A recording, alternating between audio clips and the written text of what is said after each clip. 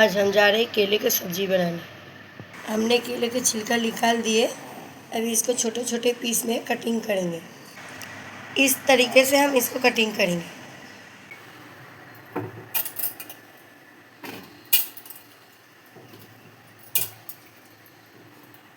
हम इसको वॉश कर लिए हैं। ये कटी हुई लहसुन, ये मिर्ची, ये हल्दी पाउडर, ये नमक, काली मिर्च और जीरा पाउडर। पहले डालेंगे तेल, उसके बाद मिर्ची,